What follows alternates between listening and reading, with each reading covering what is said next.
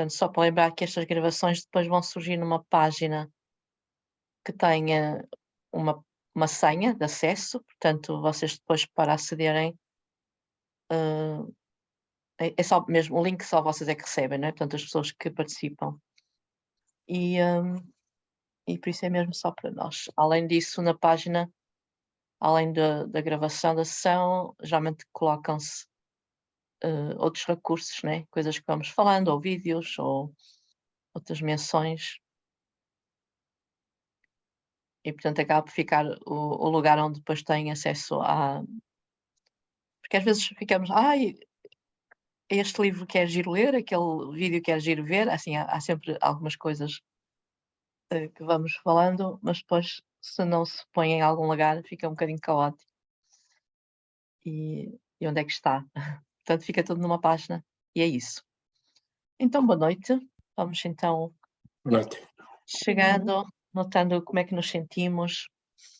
Vamos só, é mesmo só um minutinho para talvez fechar os olhos, relaxar, a postura na respiração.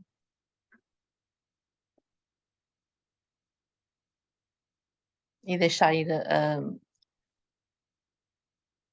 agitação do dia a dia, tentar soltar, trazer atenção para o corpo, a respiração, descansar no corpo, na postura.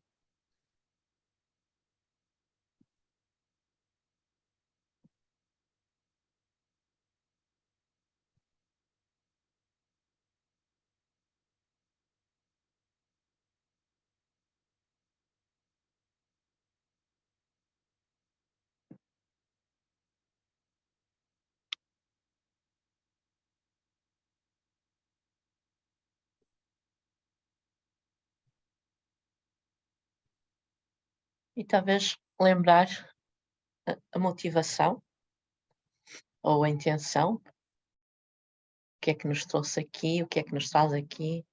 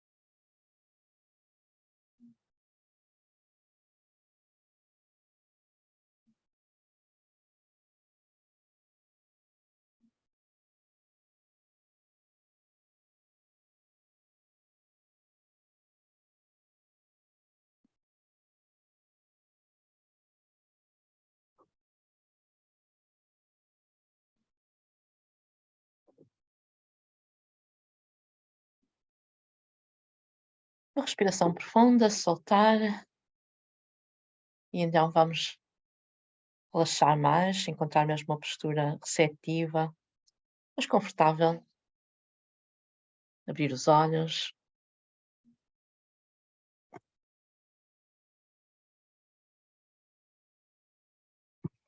E então, bem-vindos. Bem-vindos, bem-vindas. Portanto, acho que toda a gente sabe o que é que veio fazer aqui, pelo menos, não é? Temos um ciclo novo, portanto, estes encontros já fizemos vários ciclos e pronto, e mais um tema, mais um livro. Provavelmente já se deram conta, o tema específico para este livro é compaixão. E a autora é Joan Halifax, que é uma mestre zen, mas enfim, é muito mais do que isso. Tem uma vida muito, muito, muito preenchida.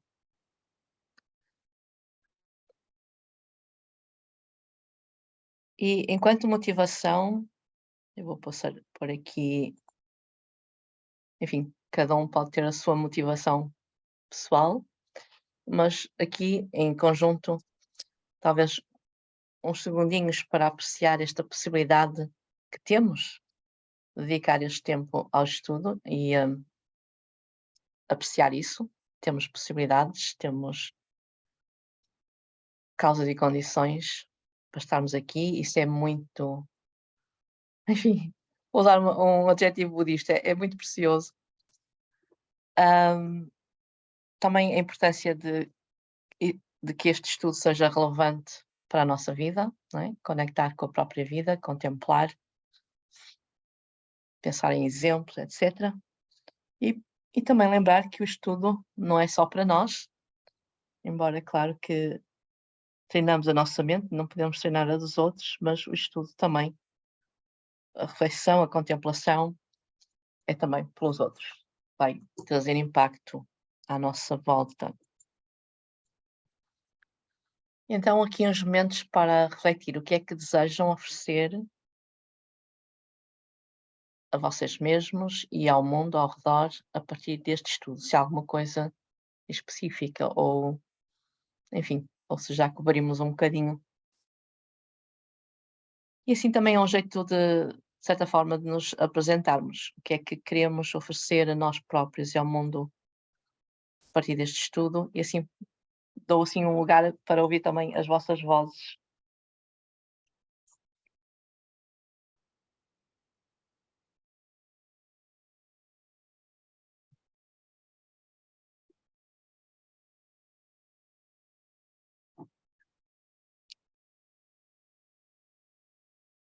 Portanto, quem quiser começar a falar, sabem como é que se faz, no Zoom, tira-se, ativa-se o som.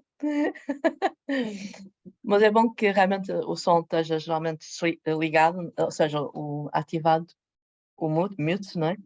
Porque depois, já sabem, há interferências, mas estejam à vontade sempre que quiserem intervir, abrir o som e pronto. Portanto, o que é que procuramos com este estudo? O que é que achamos que pode nos oferecer estes encontros ou que nós podemos também levar para o mundo? Não sei se alguém quer partilhar alguma coisa sobre isso.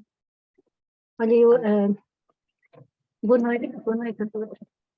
A palavra que me veio quando lançaste a pergunta foi libertação. Eu gostava de conseguir vivenciar um pouco mais de liberdade relativamente às prisões que nós próprios construímos. Para mim e para os outros também. Uhum. Eu gostava de ser um bocadinho mais compassiva comigo própria. Tenho observado que, por vezes, sou demasiado cruel para mim própria, exigente. E isso talvez, se eu sou assim para mim, talvez inconscientemente eu faça isso aos outros, não é? Então procuro assim aprender a equilibrar-me mais ao nível da autocompaixão. Estou a gostar das cabecinhas que aparecem no ecrã da Cláudia. Entre o gato, ou a gata, não sei, e as crianças. Vamos continuar. Não basta uma palavra, não tenho que pensar muita coisa. É o que surgir, podem partilhar só uma palavra. Partilhar só uma palavra é um bocadinho difícil, depois explico. Assim, boa noite a todas, ou todos também, todos. Na realidade eu ainda não li o livro todo, mas já comecei a ler, já tenho aqui algumas coisas lidas e de facto eu acho que o livro vai ser um momento de facto de aprendizagem. Na realidade aborda as questões de uma forma assim tão veemente e tão forte, verificado nas qualidades, aquilo que eles chamam de estados de limite, e a forma como nós podemos transformar estes estados de limites, de deixar de serem, entre aspas, coisas boas para nós e para os outros seres, digamos assim, e abeirar-nos daquilo que ela chama do abismo e cairmos, digamos, em situações que podem não ser nada benéficas, não é? Eu acho muito interessante esta abordagem.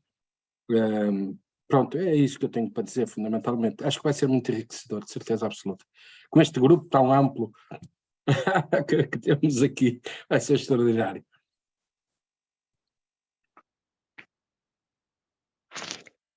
Eu já agora vou também partilhar. Queria... Vou pôr isto numa coisa de figura, assim, um bocadinho de humor e figura. Acho que nos vai tirar, ou vai-nos tirar aquelas palas que nós temos, que nós costumamos ter à volta ao lado dos olhos, e vamos ter... E vamos ter uma maior amplitude de visão das coisas, quer sejam elas, não interessa, é uma maior amplitude de visão sobre aquilo que vemos. Acho que vamos sair daqui a ver mais sobre as mesmas coisas, vamos sair a ver mais, ou ver de outra forma, ou ver também de outra forma. Ok? Ok.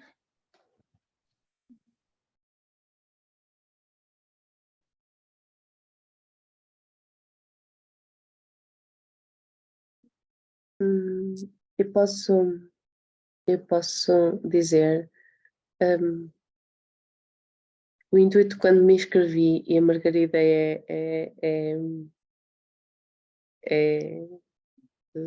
testemunha que eu inscrevi-me tipo há 10 minutos atrás. Mas é crescer, é crescer, é mesmo crescer. Nestas circunstâncias, e portanto eu ainda não tenho o livro, li tudo aquilo que a Margarida mandou e fico muito curiosa e vou tentar adquirir o livro já para a semana, ou seja, durante os próximos dias para começar a ler. Por isso peço desculpa a todos os outros por não ter começado a ler o livro. Mas o objetivo primário mesmo é crescer, não parar, não continuar aos pouquinhos a subir a montanha. Uhum.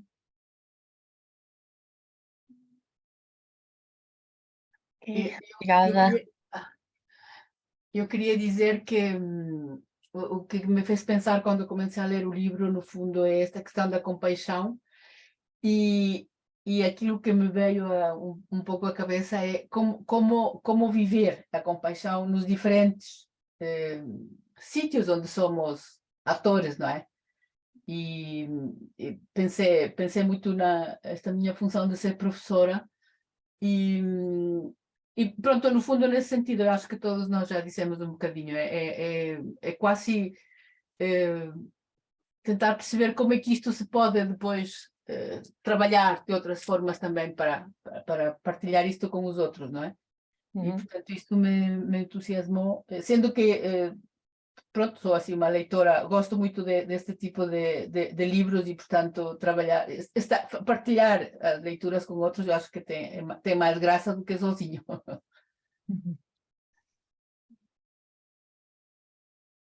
Eu também posso. Eu queria. Filipa, diz. Eu vou também confessar que, como a Clarinda ainda não li o livro, ainda não comecei. O que me fez inscrever foi precisamente a procura de algumas respostas. Aliás, como sempre que eu estou com a Margarida, eu estou sempre à procura de algumas respostas. Nesta situação em particular, quando eu li À Beira do Abismo e estarmos em situações, estados limite, não é? Eu não sei se estou, se não estou, e então pareceu-me uma boa forma de começar a perceber isso e de me ajudar, e consequentemente também todos à minha volta, a perceber uma série de coisas. E já noutras situações já assim aconteceu com a Margarida e com as outras experiências que tive com ela. Olha, Margarida, eu fiquei muito curiosa quando partilhaste o grupo. Eu também não tenho o livro ainda não consegui. e não li, mas aquilo que tu escreveste sobre o livro e sobre o grupo deixou-me mesmo muito curiosa. Eu fiquei muito... Esta coisa das emoções, os extremos, o que é que a compaixão pode ser no outro extremo, o que é que a empatia pode ser no outro extremo. Às vezes nós caminhamos nisto e nem sequer vamos por ela. E então fiquei muito curiosa e também subscrevo aquilo que a Clarinda disse, é não parar, nós sentimos sempre, e eu sinto sempre muita vontade de aprender mais, e depois tu lanças assim estes temas e não dá para não fazer. Eu pensei que não ia conseguir fazer esta formação e ainda disse ontem que se calhar não ia dar, mas hoje andei aqui a correr e lá consegui. Se calhar não vou conseguir participar em todas, mas estou muito contente por estar aqui convosco hoje e estou ansiosa para ouvir as vossas partilhas também. E é isso. Ok, obrigada. Mais.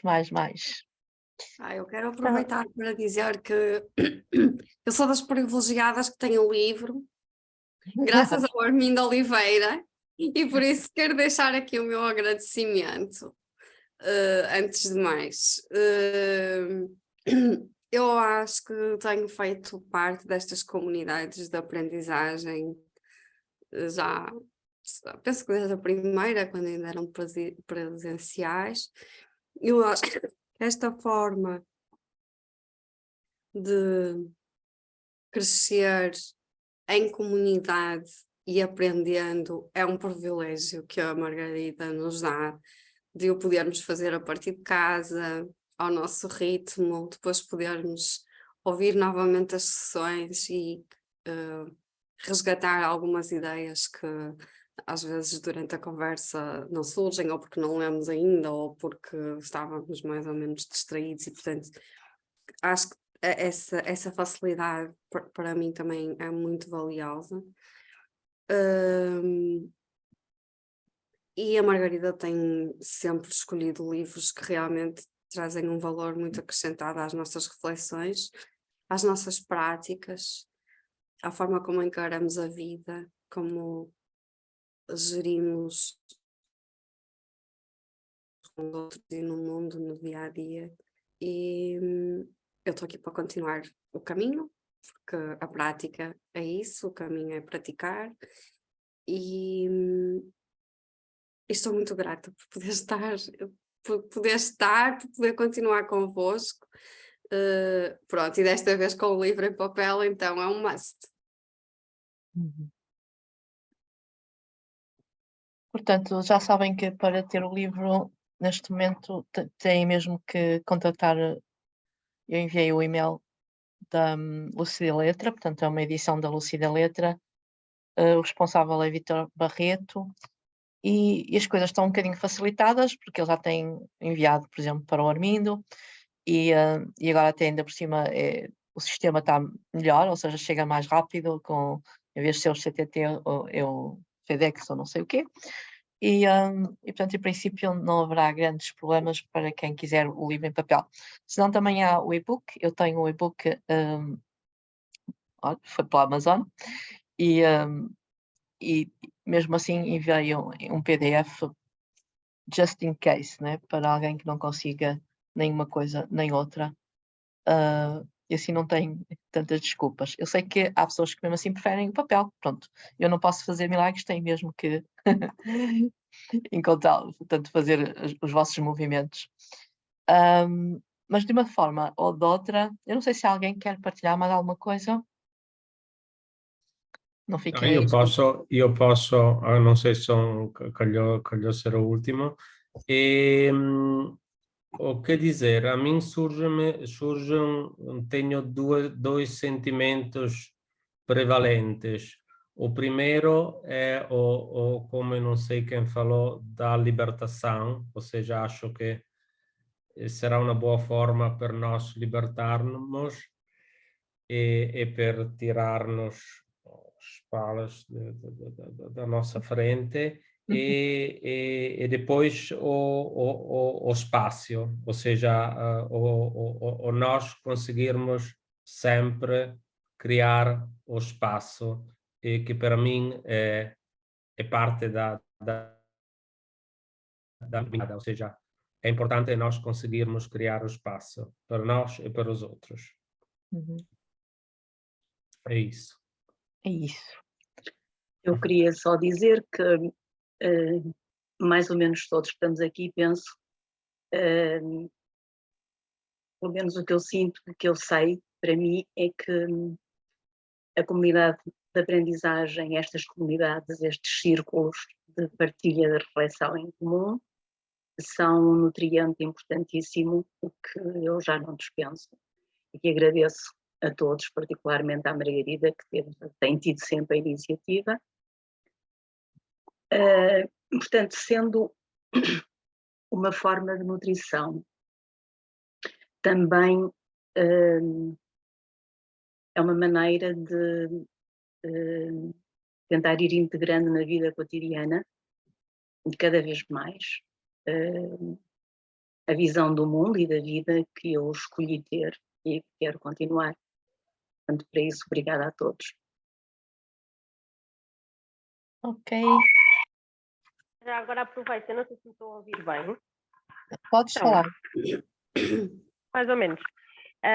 Também quero agradecer à Margarida. Acho que estou muito contente de poder estar aqui hoje. E também ao Armindo, porque recebi o livro e muito obrigada por ter tratado desse assunto.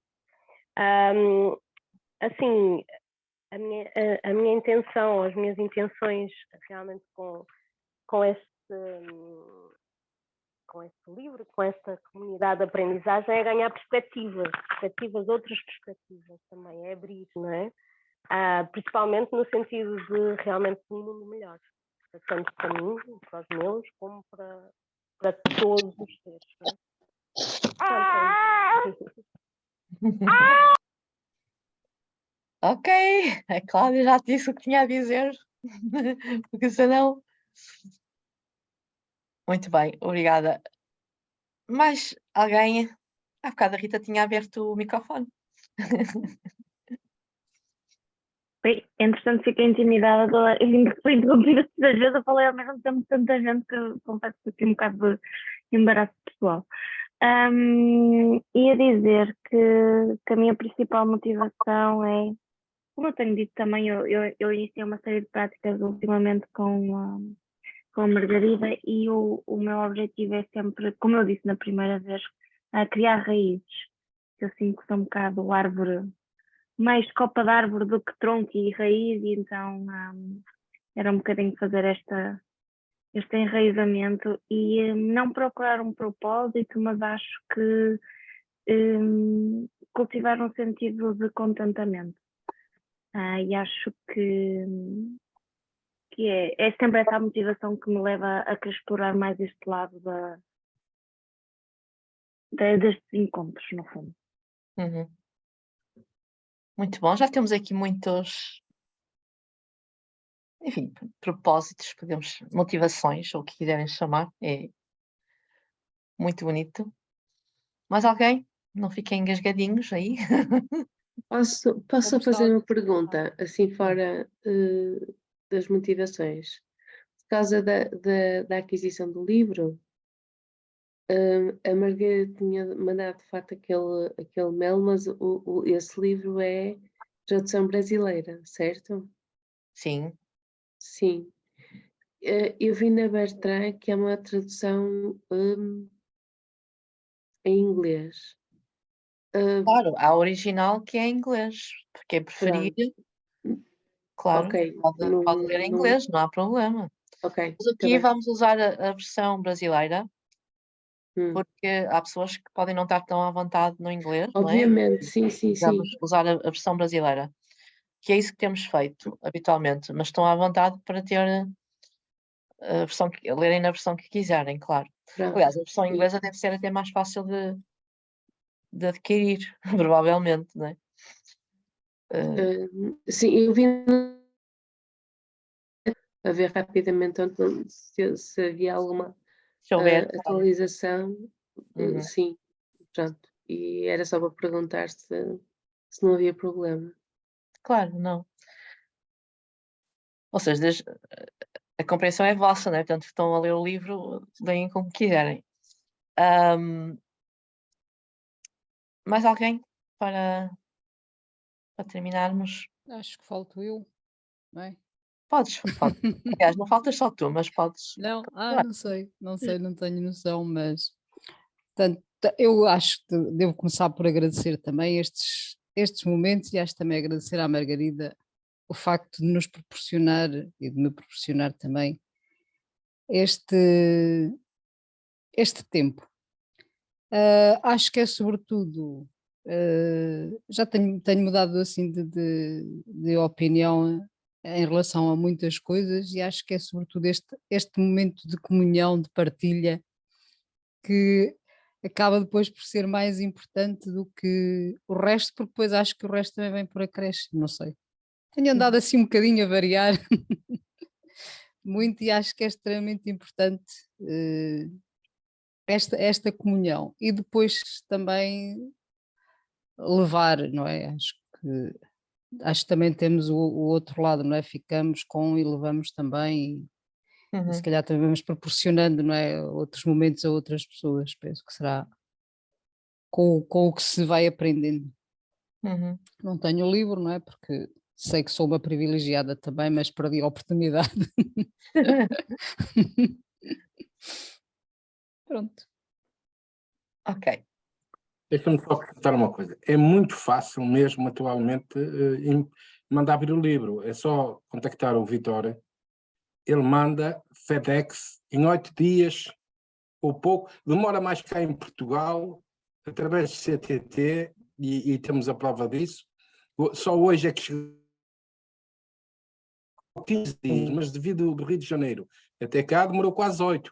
Portanto, foi assim uma coisa muito rápida. Basta contactá-lo, encomendá-lo, está feito. Não, nem precisam de mim. Isto foi só um empurrãozinho que eu dei. Nem precisam de mim. Pagam um transporte, é uma coisa relativamente fácil. Agora, não mandem vir pelo CTT, que isso eu já tive 2 meses à espera. E com o FedEx por 2 vezes Pronto, vamos avançando também. Okay, pronto. Estamos com muita, enfim, já estamos muito avançados na hora. Portanto, como é que vai funcionar? O estudo do livro, a leitura de alguns trechos, não vamos estar a ler o livro aqui, não é? Todo, pelo menos, mas geralmente há sempre algumas partes que podem ser mais interessantes e pegar nisso, até porque a própria leitura em si considera-se que já é uma prática, não é? Portanto, podemos ver isso também como uma prática. O contemplar as palavras. Depois também haverá práticas e alguns exercícios ou atividades. Esta ideia do lembrete compassivo sobre a participação, portanto, é também para ler, no fundo, para dizer que realmente, por um lado, é evidente que os encontros são mais ricos quanto mais estiverem presentes e mais vezes, mas por outro lado também é lógico que nem sempre é possível estar sempre presente e pronto, também não vejam isso como assim, um grande problema e podem sempre, como já dissemos, não é? Podem sempre depois consultar a página e ouvir a gravação se for necessário. E claro, também lembro que o estudo é mais rico se fizerem a leitura antecipada, não é?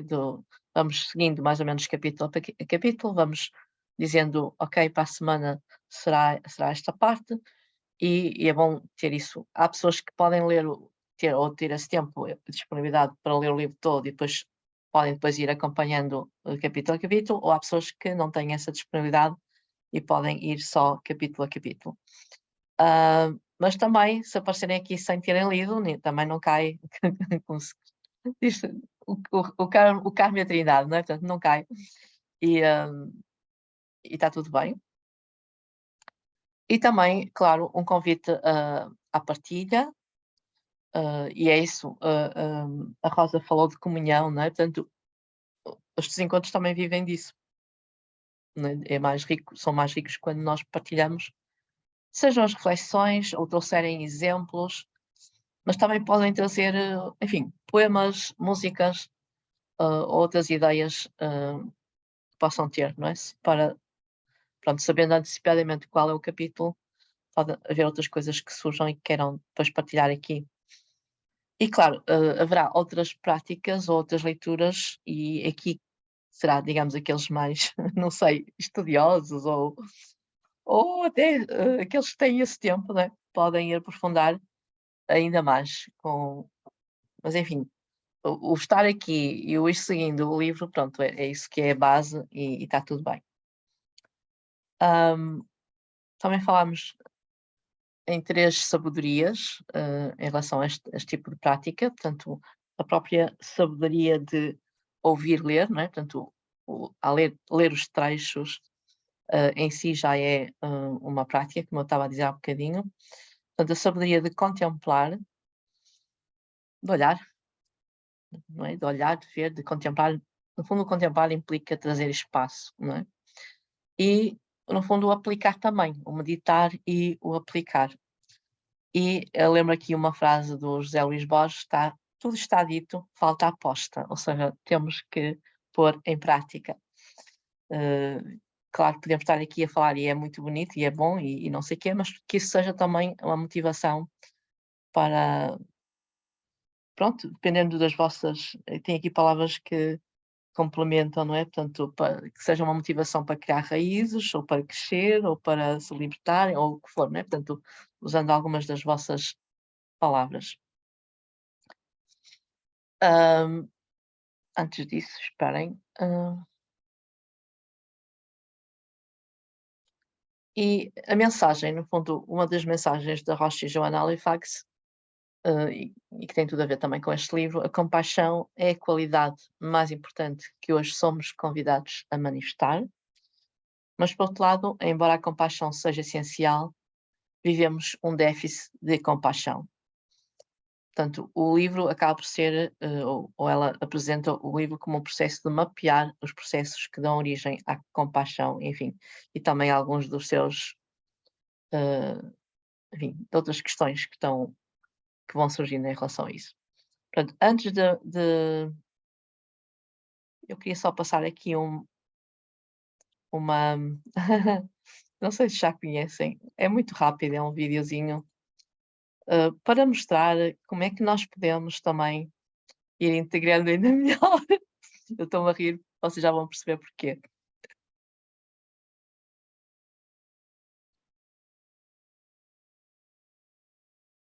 Esperem, deixem-me só ver uma coisa.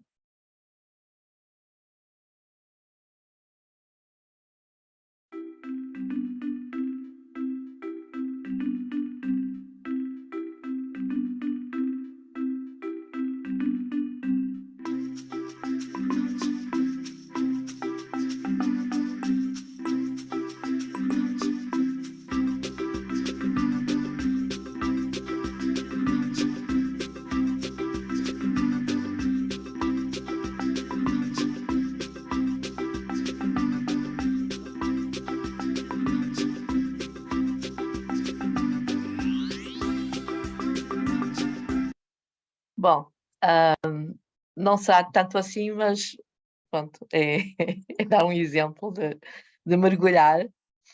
A ideia depois também é ir mergulhando, não é? No livro, portanto, é só para dar um exemplo possível do que é possível, da forma que é possível praticar. As pessoas dão a impressão que levaram aquilo para a piada, mas eu não achei que era uma piada, eu achei que era mesmo fantástico. Bom, e isto foi só assim uma coisinha à parte. Agora, em relação à Joan Halifax em si, eu acho que já enviei alguns links, tem aquele link na Google, tem aqui também,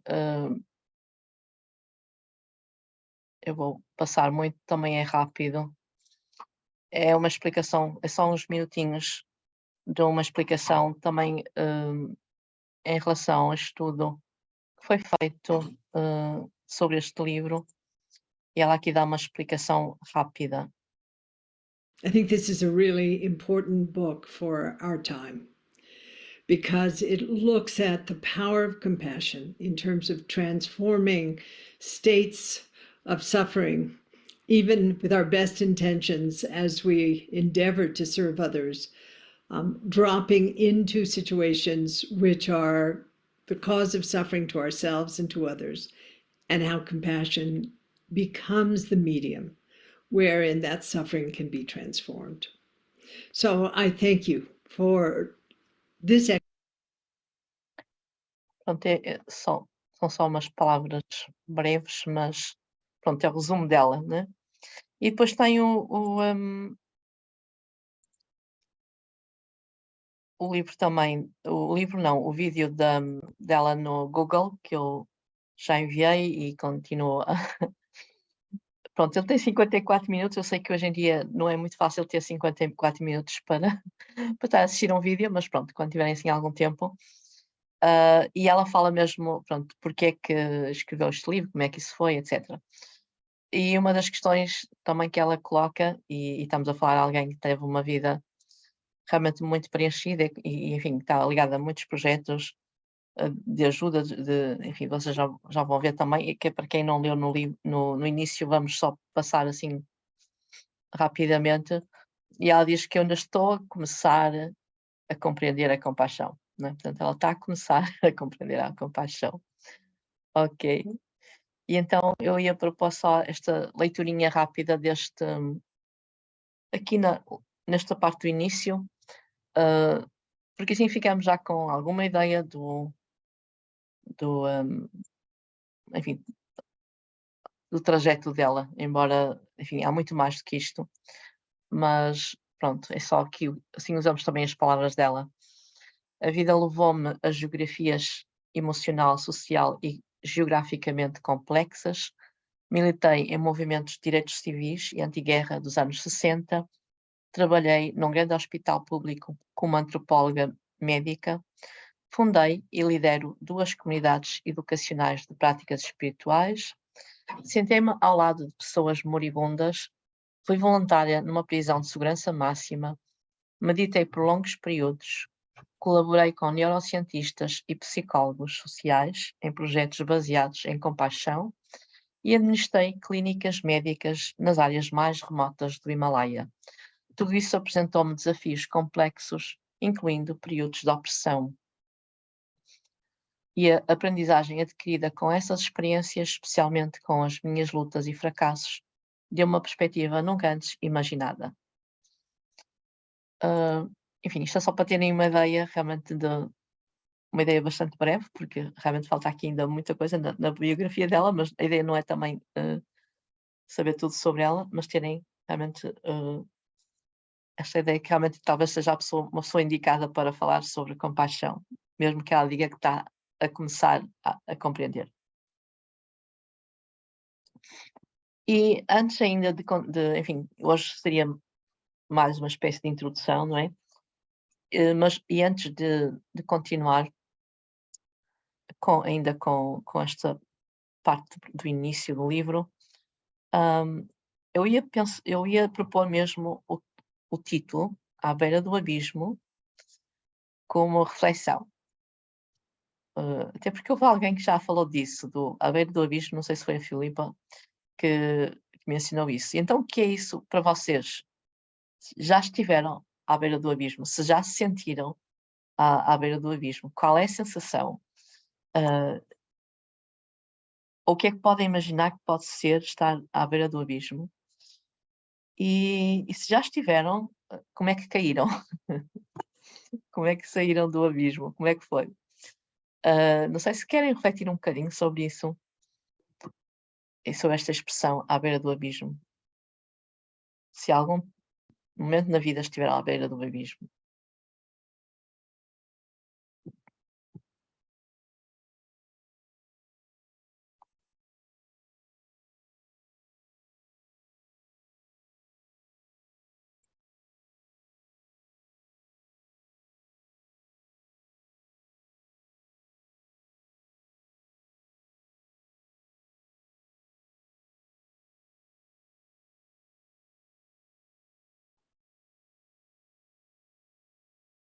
Às vezes há pessoas que gostam de escrever, podem aproveitar para tomar algumas notas.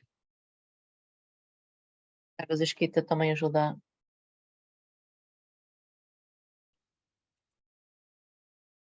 a ver, não é? A ver.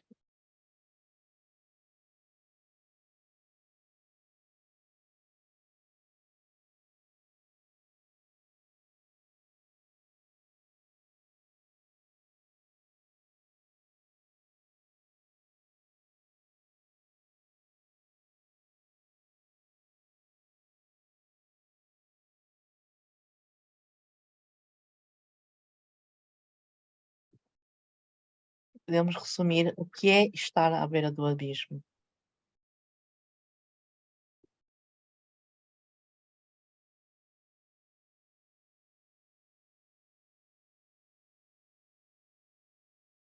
Como é que sentimos isso no corpo, no coração, na mente?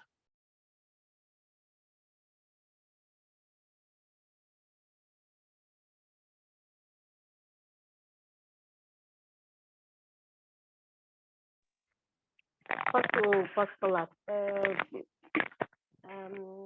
mim, o que conseguir, não é? Até onde conseguir falar agora, Tá. até onde conseguir. Tá bem.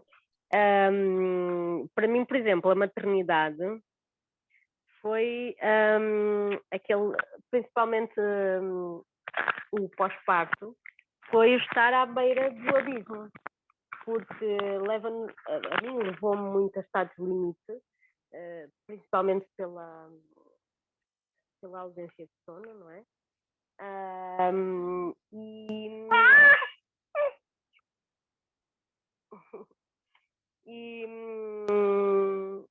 E para mim isso foi um estado limite, foi estar à beira do abismo, não é? E cair e sim, e depois levantar, mas acho que está muito, para mim, nessa experiência, acho que está muito relacionado com o ter as necessidades básicas preenchidas, ou não, não é?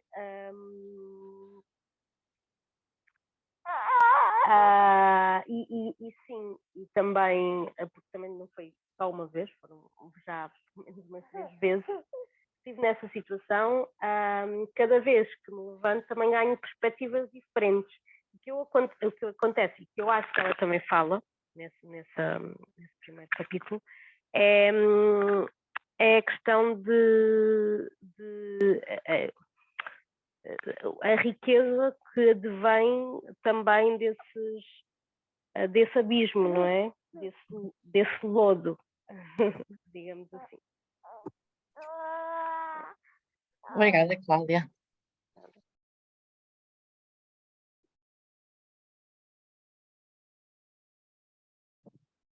Alguém quer dar mais algum exemplo? Eu posso falar. Eu acho que estive à beira do abismo quando depois vinha saber que era, quer dizer, já se sabia porque eu sou da área da saúde mental, não é? E portanto eu passei por uma depressão, estou agora no pós. E a imagem que eu tenho foi aquele momento em que estávamos no pós-segundo isolamento e eu lembro-me de estar no meu quarto, deitada na cama, e a minha janela fica do lado direito e estava um dia mesmo bonito e eu estava sentada na cama num daqueles sentimentos de vazio existencial e de repente veio-me quase como um grito assim, são muitas imagens, tinha esta imagem que era um grito muito negro e nem sei se, eu não consigo memorizar ou recordar se de facto gritei ou se foi um grito surdo e mudo, quero dizer, porque era assim um grito muito escuro e que na altura quando eu fui ao médico o que eu disse foi precisamente que era um grito ou uma voz que me estava a comer, uma dor que me estava a comer de dentro para fora e eu acho que isso foi o meu estar à beira do abismo. Uhum. Eu vou sugerir, é uma prática que eu vou aconselhar para sempre. Mas eu vou sugerir, embora alguns com certeza que já praticam, mas é bom. Até porque, provavelmente, nestes encontros, às vezes podemos sentir quase que a resvalar à beira do abismo, não é? Porque ir ao encontro da dor, porque é forçoso, não é? Quando falamos de compaixão, pode mexer connosco. E o que eu vou sugerir é realmente praticar enraizamento. Portanto, quando estão a escutar, tentam encontrar a vossa âncora. E é um exercício em si, não é? De escuta consciente, mas é uma boa prática também neste contexto. Mas também depois para levar para o dia. Portanto, conseguimos escutar, mas não perder. Claro que haverá momentos que perdemos, mas tentamos encontrar uma âncora. E a âncora pode ser realmente o contacto do corpo ou dos pés com o chão, com o solo, com a cadeira. Pode ser a respiração. Tentem encontrar o que para vocês pode ser uma âncora. Portanto, é uma prática que se chama 50-50. Embora não tenha que ser 50-50, pode ser 60-40 ou qualquer coisa assim, em que há uma parte da atenção que está nessa âncora, não é? No corpo e na âncora, e outra parte da atenção está completamente dedicada à pessoa que está a falar. E, portanto, ao mesmo tempo que vamos partilhando, é importante também ver isto como uma prática em si, e ao mesmo tempo perceber o que é que acontece quando eu realmente estou centrada, quando tenho a minha âncora, mas estou também ao mesmo tempo disponível para outra pessoa, não é? Portanto, portanto, isto já é uma sugestão, enfim, com certeza algumas pessoas podem já praticar, mas fica aqui registado esta sugestão para irem praticando e para levarem também para o dia a dia, não é? Para serem mais consistentes, não é? Nesta prática. Também perceberem se isso ajuda, se isso funciona, se isso faz sentido, está bem? Continuando, isso não impede que a pessoa que esteja a falar esteja à vontade para falar, não é? Portanto, mas começamos a falar também a partir de estarmos mais presentes. Tanto escutar como falar. Alguém quer ainda acrescentar mais alguma coisa? Boa noite, Margarida. Boa Estou um noite. bocadinho rouca. Eu acho que já tive algumas vezes à beira do abismo, às vezes por pouco tempo, outras vezes por mais tempo. Todas essas vezes tiveram a ver com rupturas emocionais ou mortes. Ou, por exemplo, lembro-me da altura também dos divórcios dos meus pais, que já foi há muito tempo. Nessas alturas eu tive sempre a sensação de ausência de sentido e ausência de futuro. Portanto, são as duas coisas que emocionalmente é como se de repente as coisas não encaixassem, não perspectivasse o futuro. E de todas as vezes, aquilo que eu acho que nos pode salvar são os outros, ou o testemunho dos outros, a frase dos outros, ou é um poema, ou é uma letra de uma canção, ou é um diálogo num filme. Acho que de repente a gente ouve qualquer coisa que precisa de ouvir para que as peças se encaixem outra vez e alguma coisa comece a fazer sentido outra vez. Eu acho que há um livro do Walter Ugumem que diz que os outros são um paraíso. Sartre dizia que os outros eram um inferno, não é? Eu acho que às vezes os outros são um inferno, mas às vezes também são um paraíso, também nos salvam. Obrigada. Eu vou aproveitar precisamente o que a Eugénia disse. Eu escrevi a resposta a 3 questões, que era o que é estar à beira do abismo, já estiveste à beira do abismo, e depois a última, se caíste, como te salvaste. E eu escrevi que salvei-me graças à compaixão dos outros. E por isso, quando a Eugénia disse que como os outros são o paraíso, ou diria o Sartre, o inferno são os outros, eu por acaso olhei para a minha última resposta, né, onde eu escrevi graças à ajuda e à compaixão dos outros.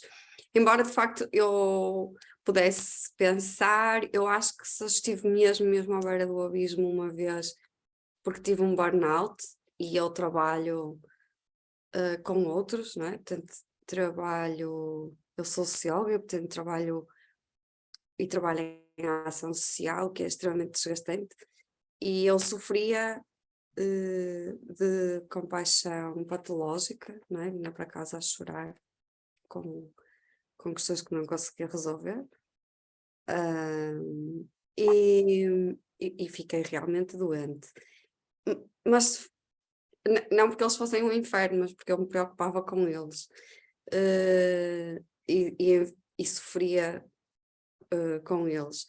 Mas de facto foi também graças à compaixão dos meus amigos, sobretudo da minha família mais próxima, que eu consegui perceber, ainda sem ter chegado à Joana Halifax e ter ouvido alguma vez a Margarida falar do lado que pode ser patológico dos estados limites, no fundo, que é aquilo que a autora começa logo por descrever ou por mencionar, e eu percebi-me com a compaixão dos outros que estava a usar erradamente a minha. Pronto, para mim, muito resumidamente, para mim, estar à beira do abismo é quando nós não sentimos esperança. Acho que a falta de esperança é que é o maior abismo que pode existir nas pessoas. A descrença.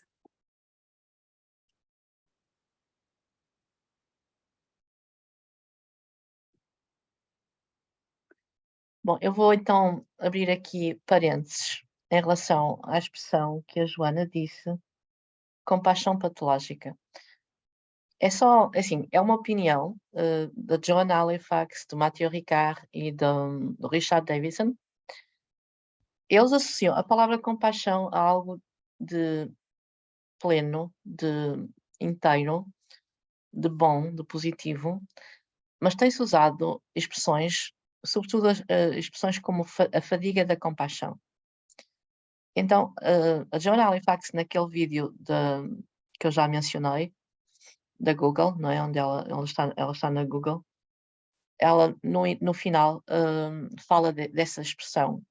Ela pede para não usarmos essa expressão, porque para ela, compaixão não tem lado negativo. O que é negativo, e nós preferimos usar, é sofrimento ou angústia empática. Ou seja, a empatia pode ser em relação aos outros, mas às vezes vira-se, né? contra nós. Portanto, se a nossa a energia está virada para os outros, estamos a falar de empatia, mas se começamos a sofrer a partir enfim, dessa sintonia que temos com os outros, isso já é o tal sofrimento empático. E aqui também, como vão ver, a Joan Halifax vai falar de angústia empática. De várias, eles traduziram por angústia empática.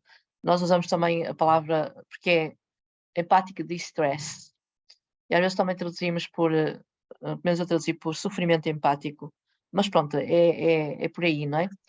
É só enfim, é só uma observação, porque é também a mensagem que ela dá.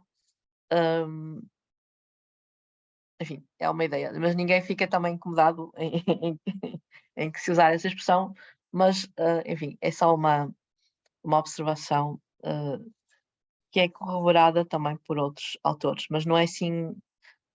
Tornou-se a palavra fadiga da compaixão acabou por ser muito usada, porque mesmo em termos de investigação. Não sei se mais alguém quer acrescentar mais alguma coisa.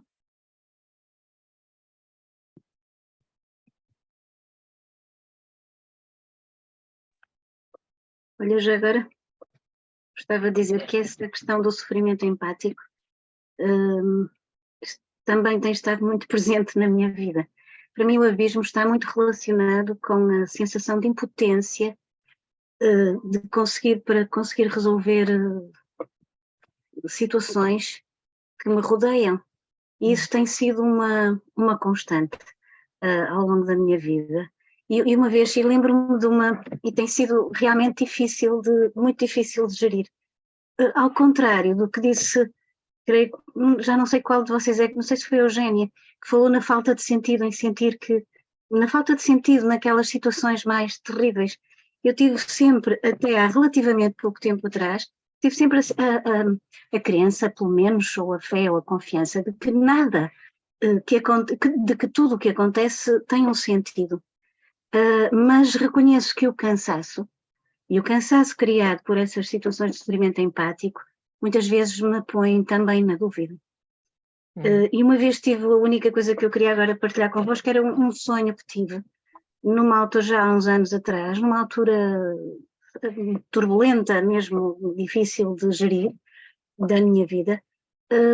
Tive um sonho em que caminhava à beira-mar num lusco-fusco, devia ser de fim de tarde e em dia de tempestade. E de repente tinha uma falésia à frente, não sei como estas coisas, milagres acontecem nos sonhos, e eu apareci milagrosamente no cimo da falésia. E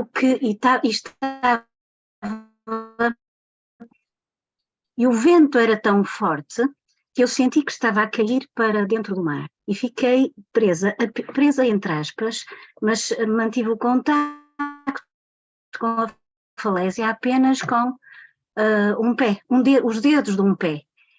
Milagrosamente também, quer dizer, tudo isto era um sonho, não é? Mas isto para mim foi muito forte e muito significativo. De alguma forma consegui dar uma volta ao corpo e vi que havia atrás de mim. Isso foi o sonho. Podia ser uma história, e é uma história. No entanto, acho que no meu caso, o que me segura no abismo é mesmo essa ideia de que há um sentido até nesses momentos do abismo. Uma das coisas que eu gostei muito neste capítulo da Joana Halifax foi aquele paralelismo que ela estabelece dos nossos percursos internos com as caminhadas na montanha e os caminhos, os trilhos. Quando nós fazemos um trilho na montanha, passamos por todas estas situações também. Então, pronto, olha, era isso. Obrigada.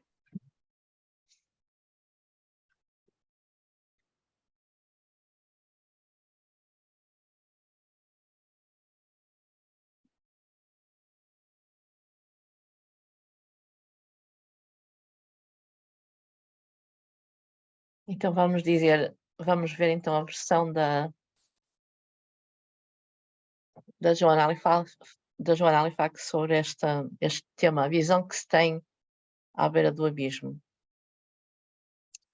E como é muito bonito, enfim, eu acho que as palavras, as imagens que ela usa é bastante bonito, vou ler, não sei se alguém se propõe ler, também não tenho que ser eu, não é? Mas vamos ver esta primeira parte, este início da visão que se tem à beira do abismo, porque lança-nos no tema também, não é? Alguém quer ler?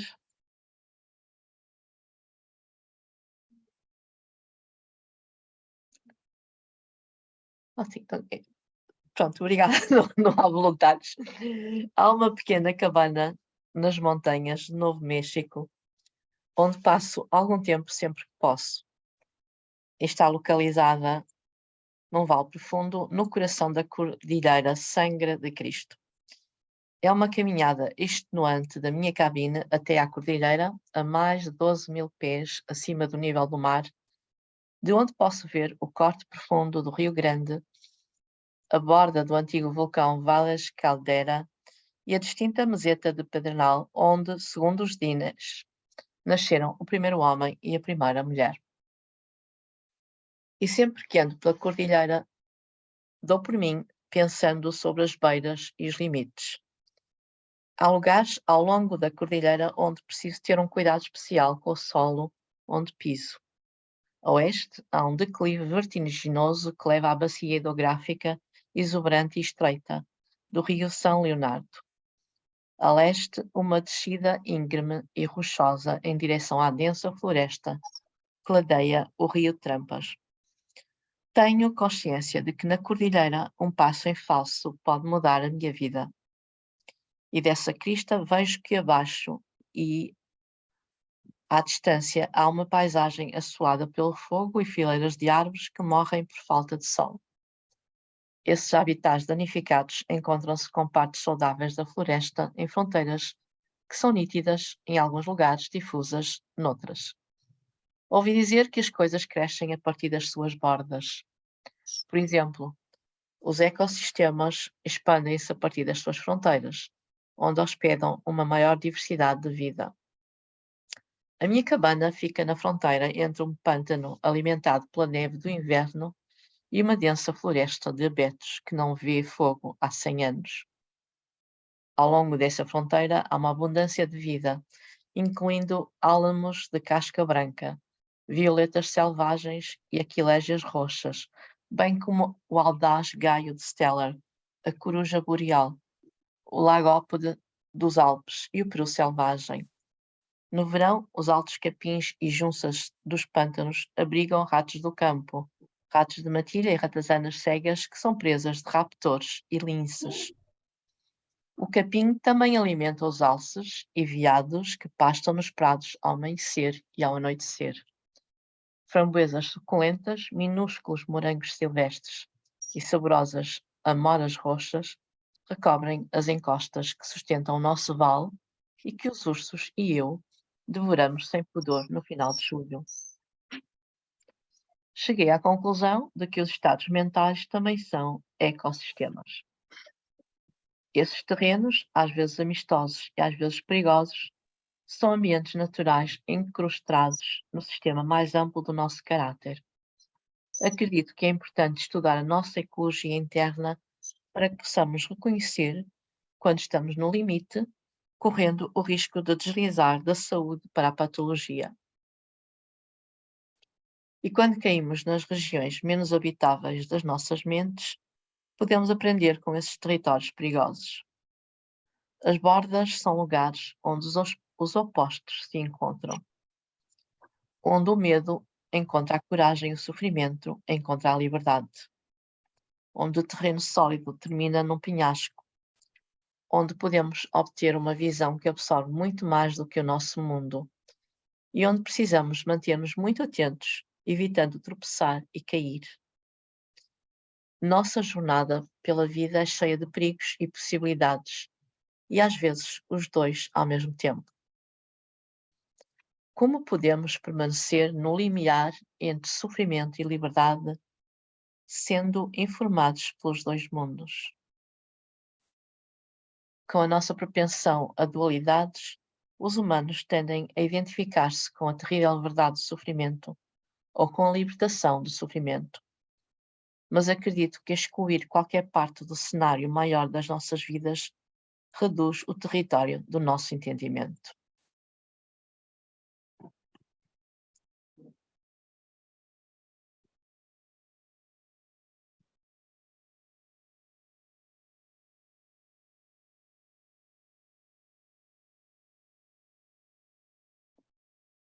Algum comentário? Continuamos à beira do abismo. Mas são fortes as imagens, não é? Imagens de bordas, de encontros, no fundo. Também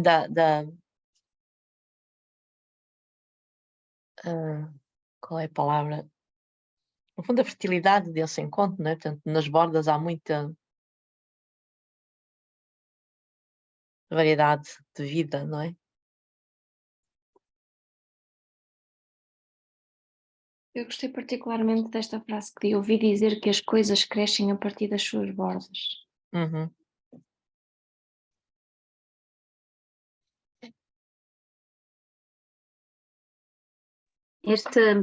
O texto dela, que é muito bonito, ao mesmo tempo que é tão forte e duro e tão bonito, as imagens são lindíssimas, lembra uma peregrinação, como se esta viagem através das bordas, que são físicas e são emocionais, ela está a falar em diferentes dimensões ao mesmo tempo, não é? E a fundi-las quase, a mim lembraram-me isso, lembraram-me a peregrinação. É como se viver fosse realmente fazer uma viagem pela vida enquanto algo de sagrado. E acho que este texto que lemos agora toca-me muito por essa sensação, foi o eco que me veio aqui. Uhum.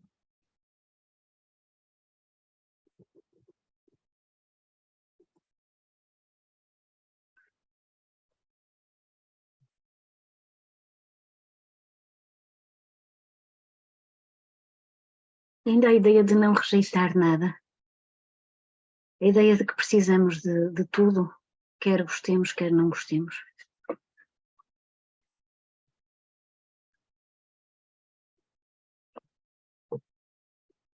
Eu também gostei da imagem de que na mesma floresta viçosa e robusta existem áreas, pequenas partes que estão mortas porque não veem o sol. Porque isso na altura que eu vi a primeira vez fez-me pensar que isso não é uma contradição, ou seja, não é um paradoxo que no meio de uma floresta saudável haja partes que já morreram. Faz parte da natureza que haja coisas mortas no seio dela. Portanto, eventualmente também, se nós vemos isto como uma imagem daquilo que às vezes morreu na nossa vida, ou não está certo na nossa vida, ou nós não compreendemos e achamos que já não devia estar lá, se calhar estamos a ver mal, porque faz parte haver folhas. Quem tem um pequeno no jardim, a Margarida e alguns colegas sabem que eu só comecei a cultivar flores durante a pandemia. E eu fico muito triste toda vez que alguma coisa morre, ou um galho, ou uma flor, ou até uma planta, que às vezes acontece. Fico sempre muito triste e depois tenho que fazer sempre aquele exercício de não, mas isto faz parte, né? Faz parte da natureza. Para se renovar tem que ter folhas mortas, pétalas que caem, senão para isso temos flores artificiais. E eu quando li essa parte destes habitats danificados encontram-se em partes saudáveis da floresta, em fronteiras que são nítidas em alguns lugares e difusas noutros, mas de facto, pronto, é isso. Estes habitats danificados estão em partes saudáveis da floresta.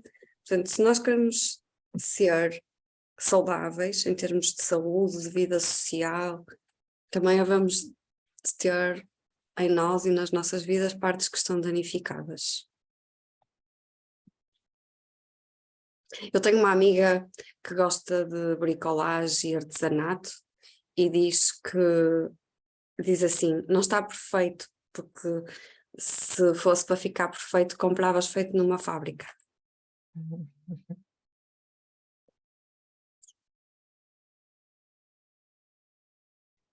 Sim. Eu acho que nós, seres humanos, não somos capazes de fazer nada mesmo perfeito, não é? Ou então, como a Margarida nos ensinou, é a beleza da imperfeição, a beleza do inacabado, a beleza de que está sempre a mudar.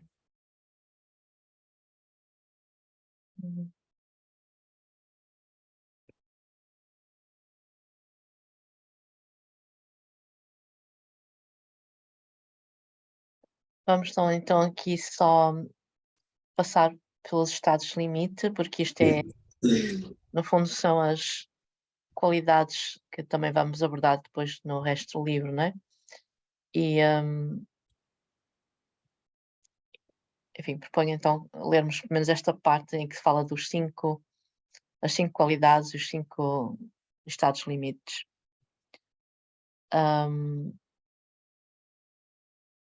Alguém se propõe continuar a leitura? Posso ler agora um bocadinho? Está bem. Eu vou ler aqui.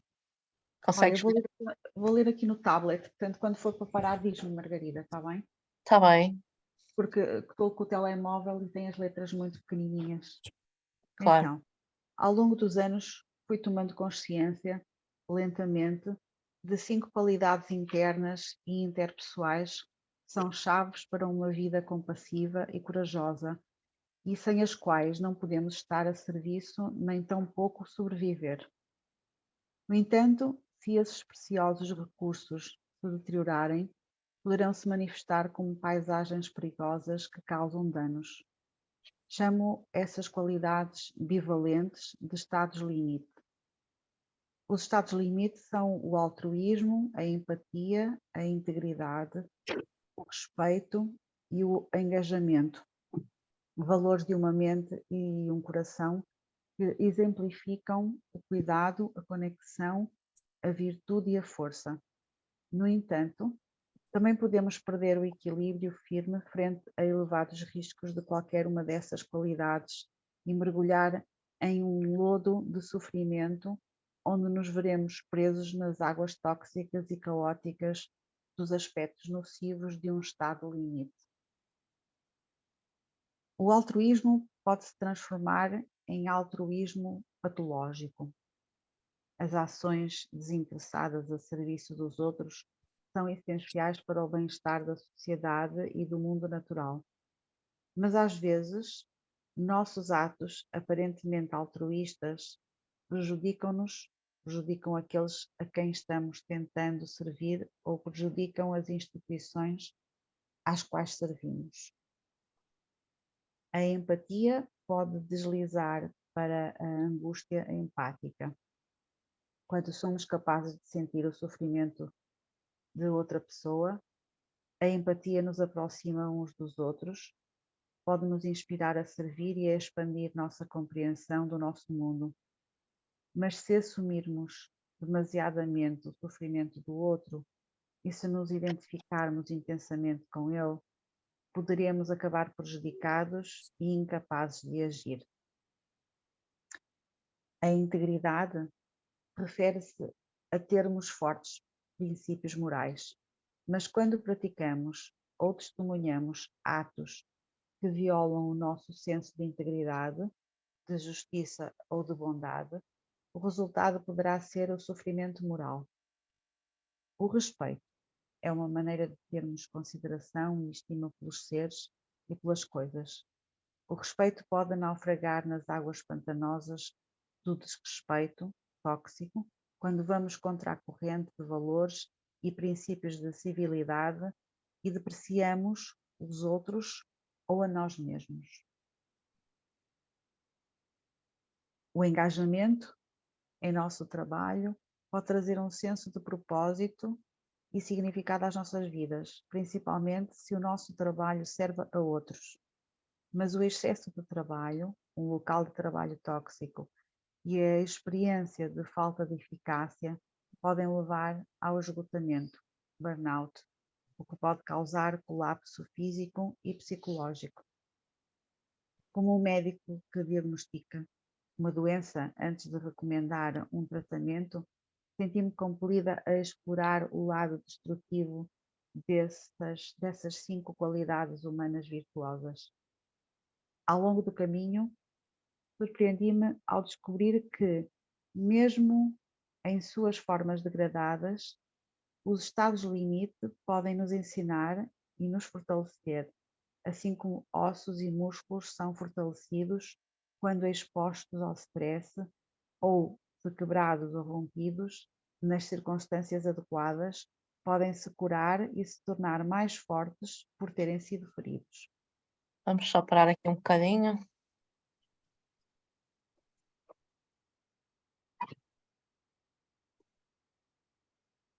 Algum comentário?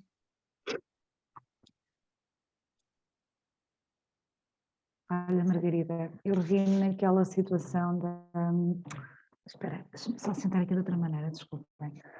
De quando a empatia que tens em relação aos outros às vezes se pode transformar em sofrimento.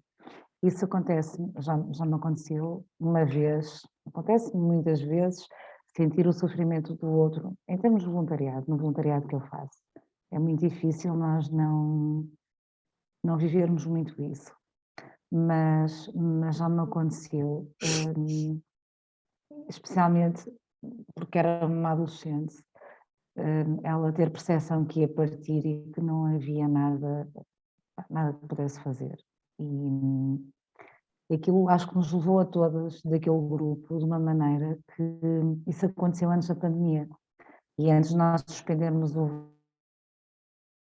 E foi muito bom que tivesse havido essa suspensão, porque arrastou-nos, sabes? Nós vivemos aquilo de uma forma que a certa altura acho que já não estávamos a ajudar.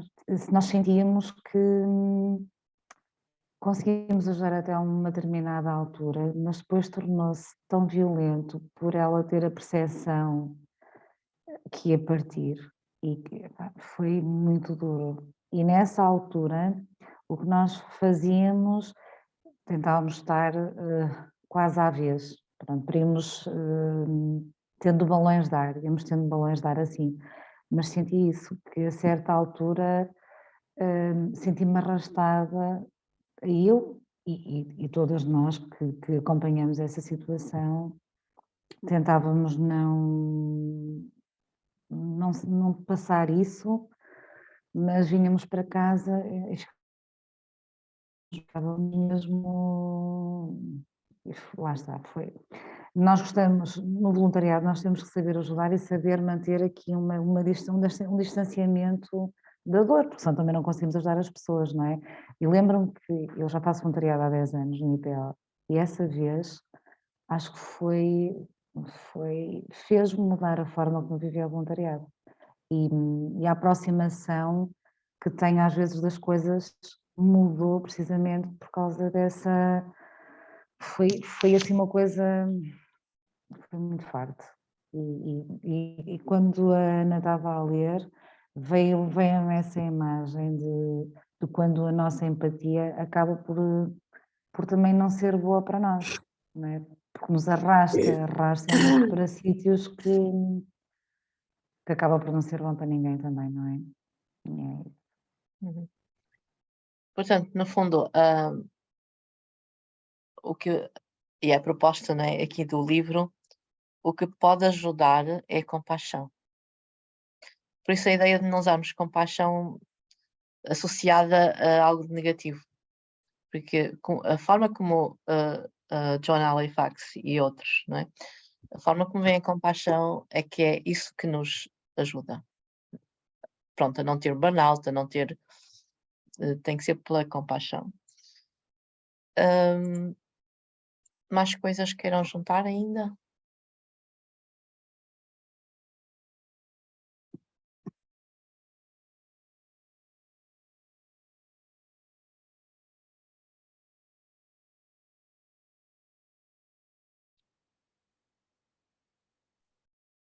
Eu ia dizer, arriscar, conheço a situação de que a Isabel falou, entendo isso muito bem, e também a Ivone, porque já vivi situações semelhantes, porque de facto quando acompanhamos a doença ou alguma situação incapacitante de pessoas muito próximas, e naturalmente sentimos empatia, portanto nem é preciso falar do voluntariado, quer dizer, são coisas diferentes, mas de algum modo implicam todas essas emoções e sentimentos.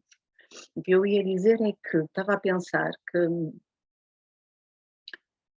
vamos com certeza depois falar disso, que eu ainda não li o livro todo, longe disso, mas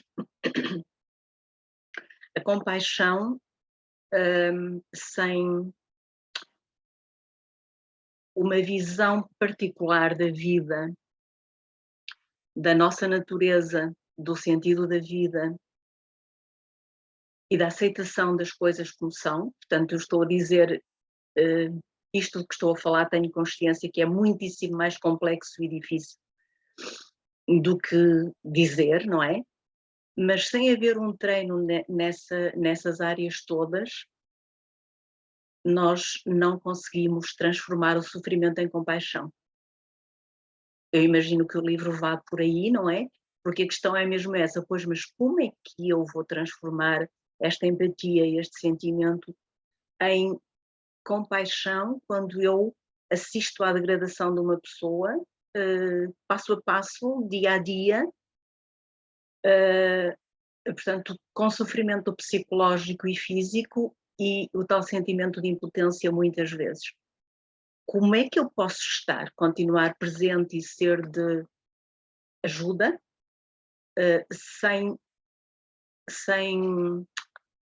mantendo à beira do abismo, sem cair, não é? É mesmo isso. E de facto isso é possível. Eu já tenho a experiência de ter caído e de não ter caído, mas de facto é preciso muita coisa pelo meio, de que eu não vou falar. Vamos com certeza, tenho quase a certeza que será disso tudo o que se vai falar. O que eu penso é que, e também já falámos disso em várias outras circunstâncias, é que temos de enfrentar as coisas, temos de as atravessar, de viver, porque de contrário nunca conseguiremos fazer coincidir, digamos, como é que diz aqui a Joana Halifax, o medo com a liberdade, não é? E portanto esta transformação do medo em liberdade e vai exigir um treino a vários níveis, e eu acho que isso acontece devagarinho, num determinado caminho. Mas acontece, é possível.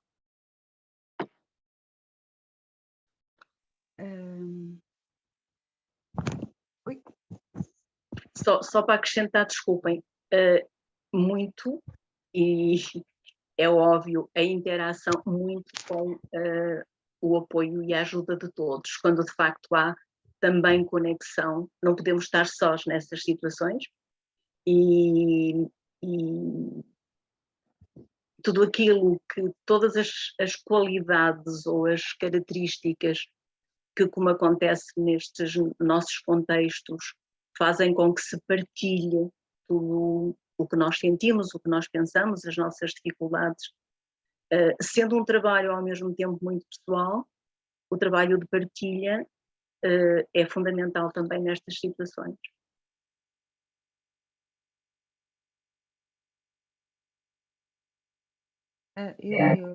Eu lembro-me. Eu quero.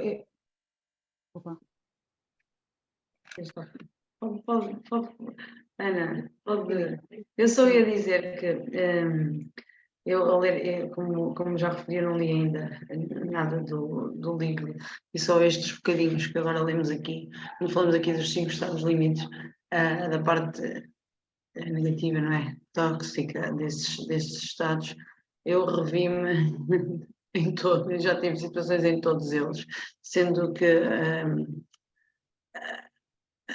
se calhar 4 têm sido permanentes na minha vida. E quando eu há pouco falei que buscava respostas, porque sinto que estou agora a passar por várias situações, quer seja, como a Isabel falou, na parte de voluntariado, eu também faço voluntariado na causa animal há 12 anos, mas já depois senti necessidade de fazer também com sem-abrigo, e o ano passado até a minha família acolheu uma família ucraniana, porque senti esta tal empatia, foi uma experiência que posso dizer que foi péssima,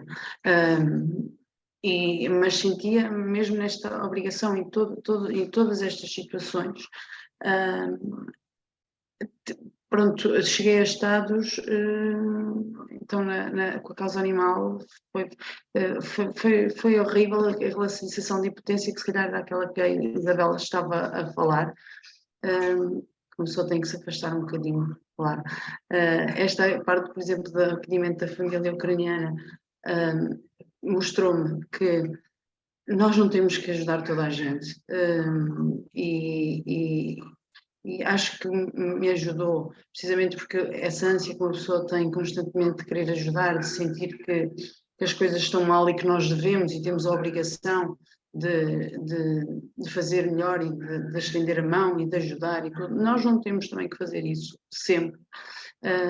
porque às vezes estamos a fazer mal para nós próprios e para os nossos, e é precisamente, se calhar, essa é uma das justificações ou das razões para eu, neste momento, me sentir conforme me sinto, e por estar em busca este grupo também procurar aqui algumas respostas. E uma coisa só para terminar, esta intervenção da Ivete, já me deu uma esperança, e já me ajudou, e portanto, só para agradecer. Ainda hoje começámos e já tenho a agradecer estar aqui com vocês. Obrigada. Só a propósito disso, deixem-me só, é muito rápido.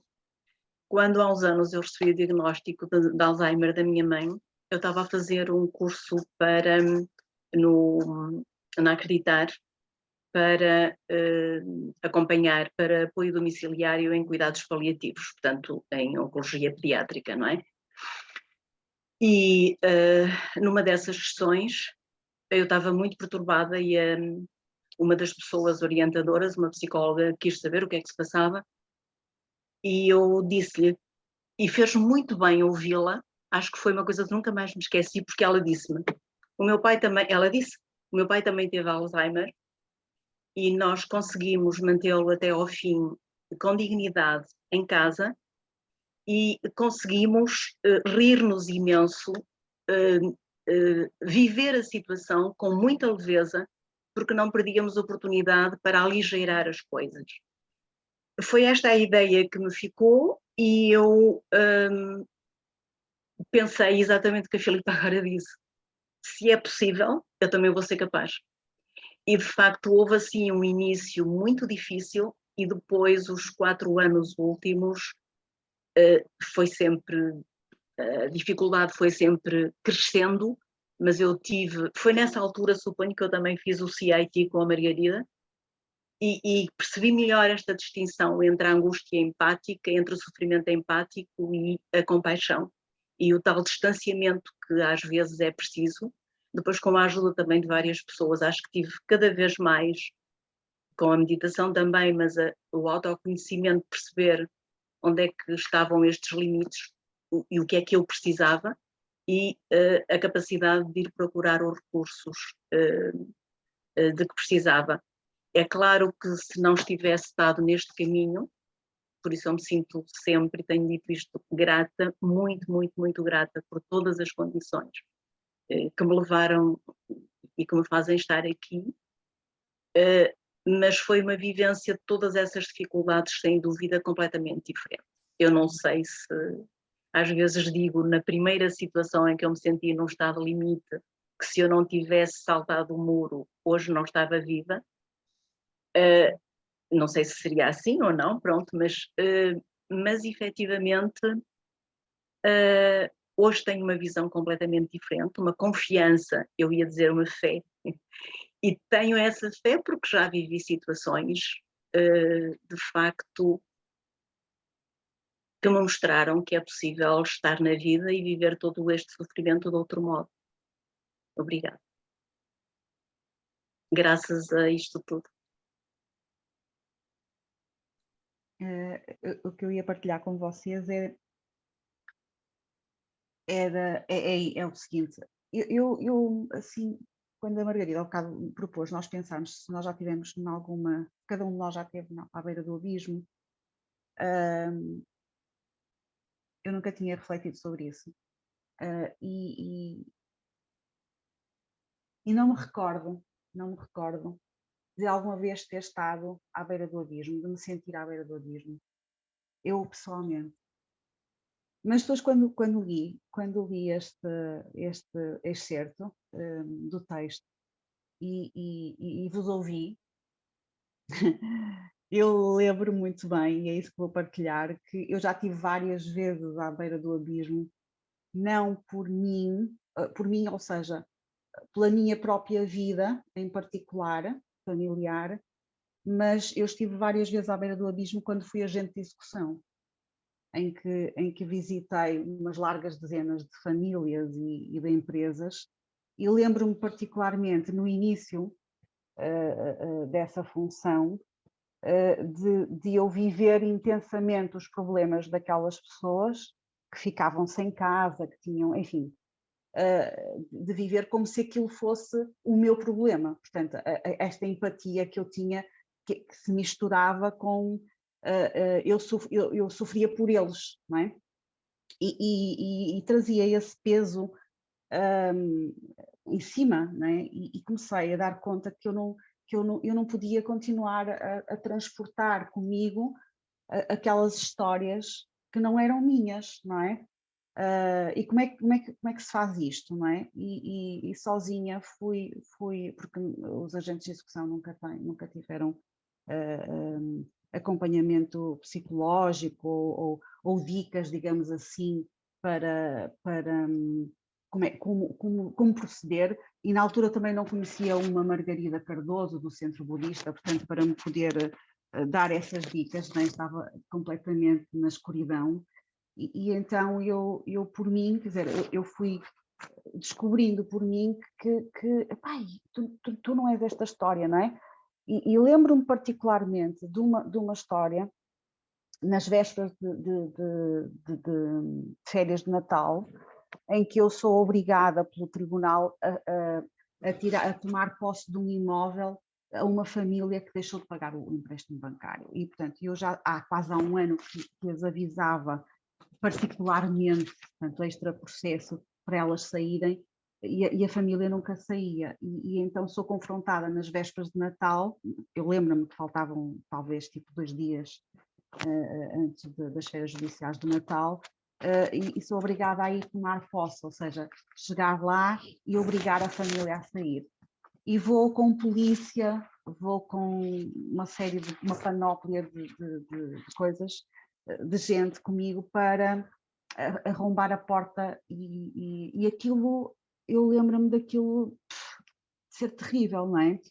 E de bater à porta, e ouvir do lado de lá que havia gente que estava lá, mas que não me abria a porta, e o polícia me obrigar, bem, a senhora então temos que arrombar a porta e tal, e eu dar ordem para arrombarem a porta, e de repente a pessoa abre a porta. E abre a porta e diz-me, eu não tenho para onde ir.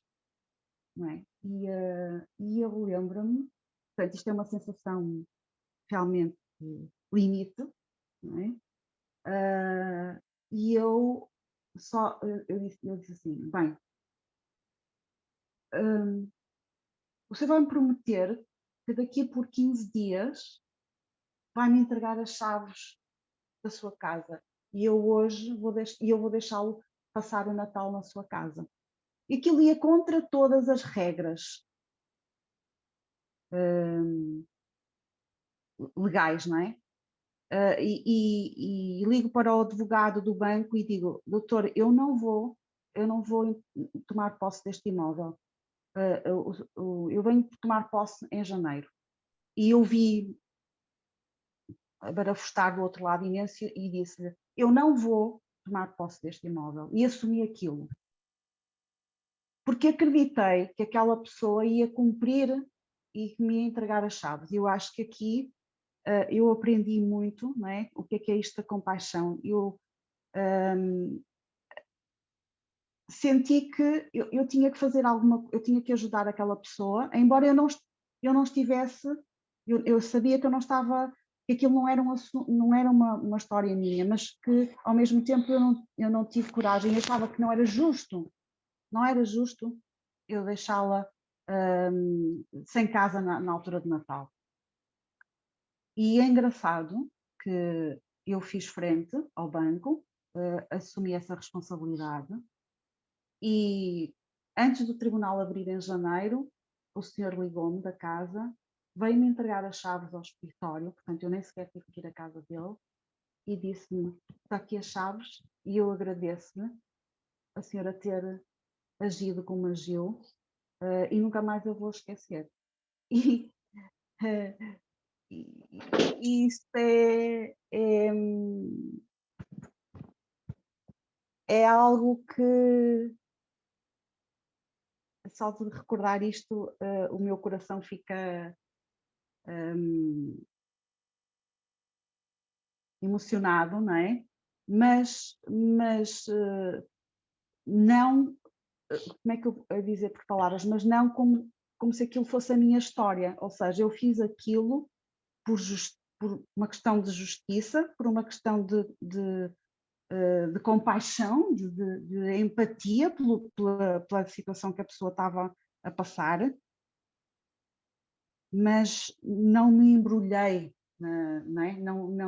Não vivi aquela dor por ela, não, como fazia antes. Não é? E é interessante esta visão aqui da Joan Halifax, é muito interessante. Tomara que eu tivesse lido este livro antes, não é? Naquela altura, ter-me ajudado bem. Nós já passamos do tempo. Sugestão de prática no dia a dia. Portanto, a ideia,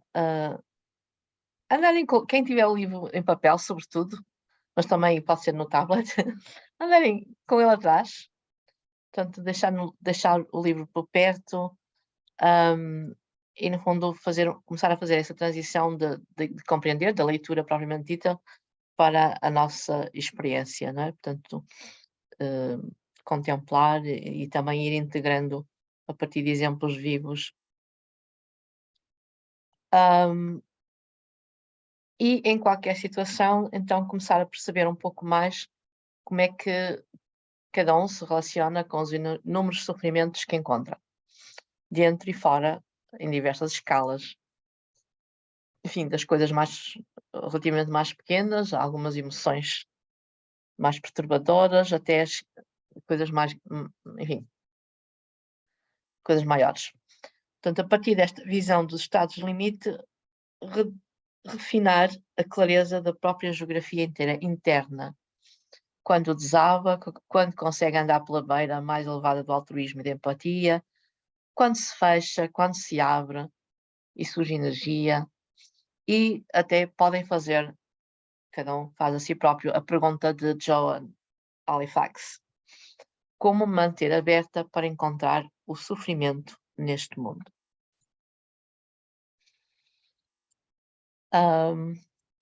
Portanto, eu de qualquer forma vou colocar depois isto na página que vou iniciar para estes encontros, e envio também por e-mail estas perguntas, mas ficam já com estas ideias também para continuar. E a ideia também é que, uma ideia importante, tanto, por exemplo, a Joanna Macy como a Joan Halifax, é que temos que ir ao encontro da dor. É praticamente inevitável também fugir da dor. Muitas vezes não vai funcionar. Mas claro que há formas de ir ao encontro da dor, mas há um aspecto, por exemplo, a Joan Macy fala como, no fundo, se sofremos, isso também pode ser um bom sinal. Temos um coração que sofre, um coração amoroso, não é? E carinhoso, que sofre. Talvez criar barreiras no sentido de ficarmos com o coração duro, talvez não seja também o ideal. Portanto, vamos continuando. Quem quiser ficar, daqui a 1 minuto começa a meditação. Mas é horário, às 22 começa a prática da meditação. Mas quem não quiser, tiver outras coisas para fazer, sintam-se livres. Obrigada então pela vossa presença.